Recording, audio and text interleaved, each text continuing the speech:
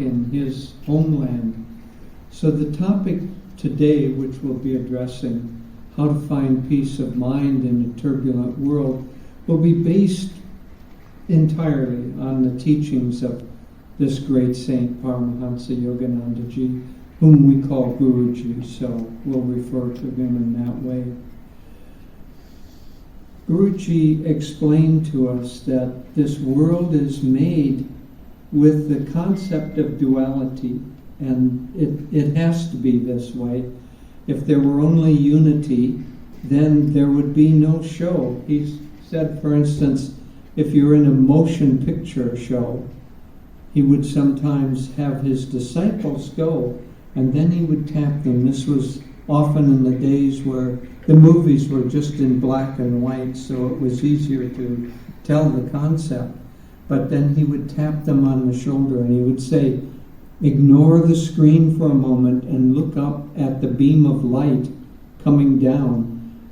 The whole drama that you're watching is only a show of shade and dark, light and dark, projected on the screen, projected in such a way that we see it as a drama with a beginning, a middle, and end, all the drama, the tensions, the character developments, everything that draws us in.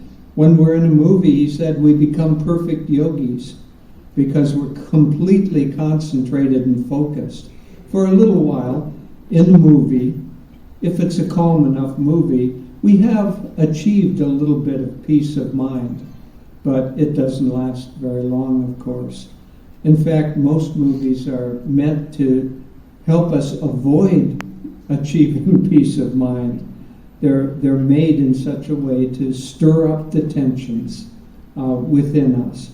And in that sense, they mimic the world of Maya, which is meant to stir up the tensions within us.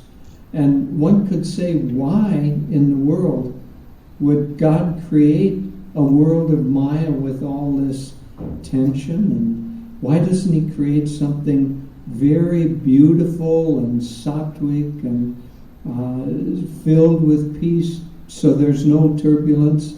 Well, we would get bored.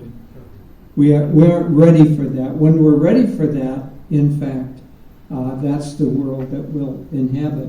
But Guruji explained that consciousness is like a wave. It dips down in a trough, and that's we're unhappy. And then it rises up to a peak, and at the peak we're happy, and then that peak has to crash. So the wave-like motion of this world of Maya is always going on. And so then it crashes down into a trough again. Once in a while the seas become calm. There's no storm, the waves are not whipped up. Guruji said during that time, we enjoy it for a little space, but then we become bored and we whip up the waves again. So it's our own nature that creates these waves.